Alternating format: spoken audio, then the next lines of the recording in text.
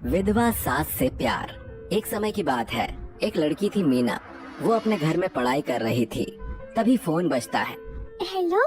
Hello, क्या आप प्रेम प्रसाद जी के घर से बोल रहे हैं?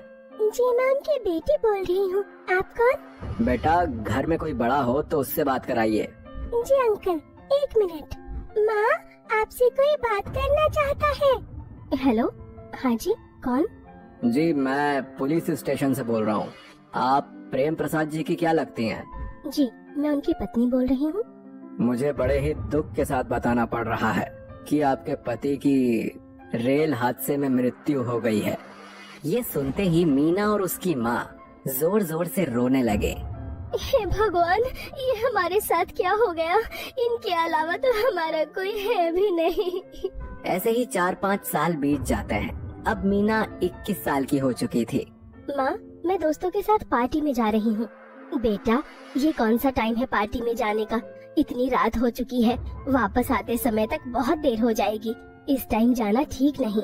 माँ, आप चुप रहो, आपको कुछ नहीं पता। यही तो टाइम है पार्टी का। आप मुझे हर बात पर टोका मत करो।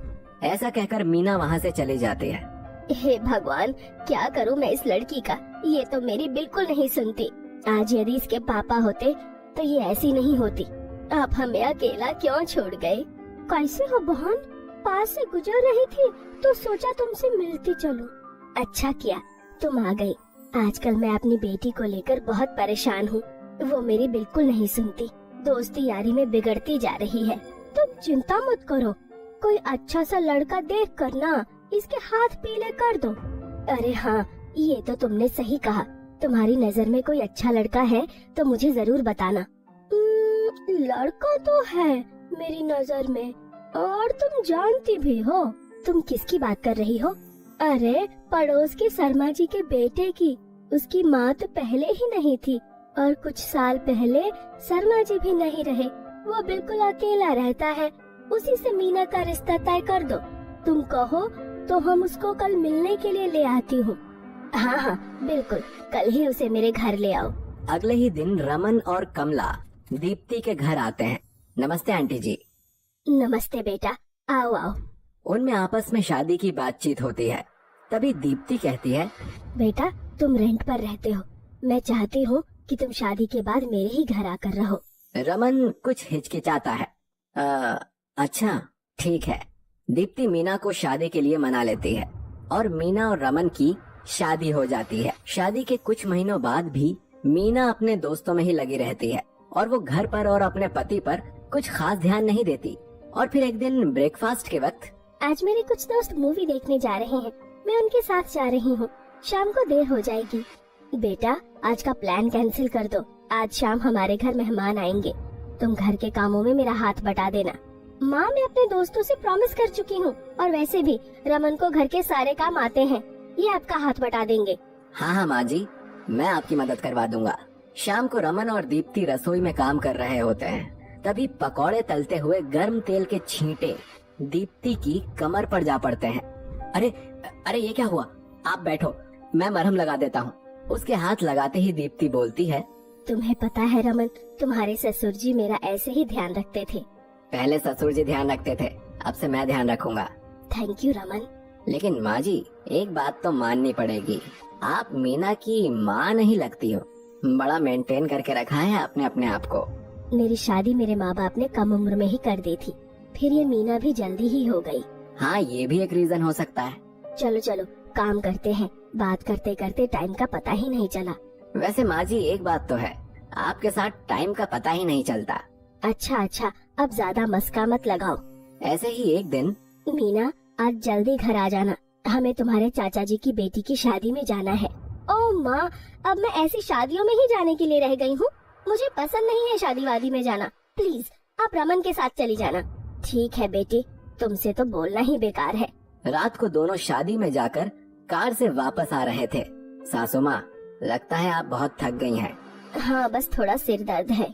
आपको जरूर नजर लग गई होगी, इतनी खूबसूरत जो लग रही हो आप। तुम मजाक अच्छा कर लेते हो, भला अब कहाँ खूबसूरती रही।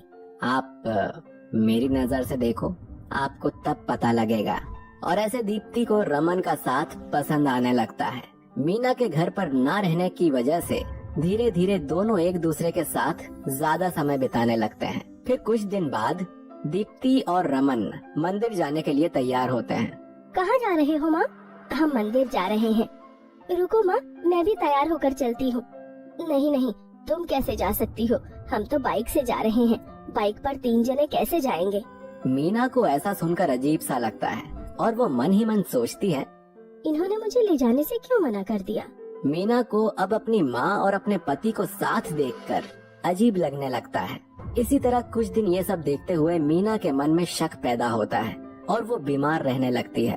कुछ दिनों बाद, माँ, आज तो लखनऊ वाले मामा मामी आने वाले हैं ना?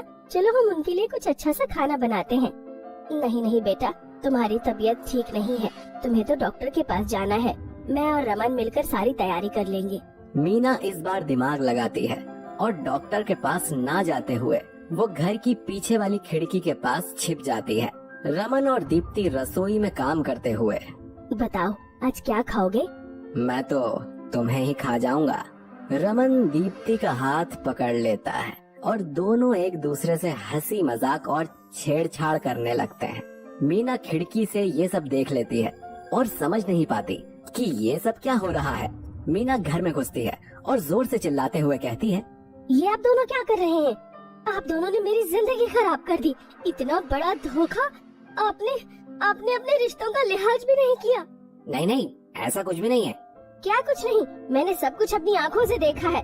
आप दोनों ने मुझे धोखा दिया है। मीना रोते हुए अपने घर से चली जाती है। रास्ते में उसे उसकी दोस्त उर्वशी मिलती है। उर्वशी मीना को रोकते हुए कहती है, क्या हुआ मीना? तुम क्या रो रही हो? क्या बताऊं, मेरी तो जिंदगी बर्बाद हो गई। चुप हो जाओ मीना, चुप हो जाओ। तुम चिंता मत करो। वैसे भी जो हुआ अच्छा ही हुआ। ये क्या कह रही हो उर्वशी? इसमें अच्छा क्या हुआ? तुम्हें रमन जो पसंद नहीं था, तुम तो सनी को पसंद करती थी ना? तो यही मौका है, रमन से तलाक ले लो और तुम भी अपनी जिंदगी सनी के साथ नए सिरे से शुरू करो। हाँ करती थी, पर क्या सनी अब भी मुझसे उतना ही प्यार करता है? मेरी कुछ समय पहले ही सनी से बात हुई थी। मुझे उसकी बातों से ये लग रहा था कि वो अब भी तुमसे बहुत प्यार करता है। शांत दिमाग से सोचो और अपने आगे की सोचो। रमन से तलाक ले लो और सनी से शादी कर लो। कह तो ये ठीक ही रही है। उनकी गलती की वजह से मैं अपनी जिंदगी क्यों बर्बाद करूं? मीना घर वापस आकर गुस्से से कहती है, रमन, रमन, क्या हुआ? मुझे तुमसे तलाक चाहिए। मैं अब यहाँ नहीं रह सकती और न ही मुझे तुमसे कोई मतलब है। नहीं बेटा, हमें छोड़कर मत जाओ। मत कहो मुझे बेटा। आप दोनों ने मुझे धोखा दिया है। मैं अब आपके साथ नहीं रह सकती हूँ। जा रही हूँ मैं। कुछ ही समय में रमन और मीना का डिवोर्स हो जाता है। दीप्ति रमन के साथ और मीना सनी के साथ अपने जीवन में आगे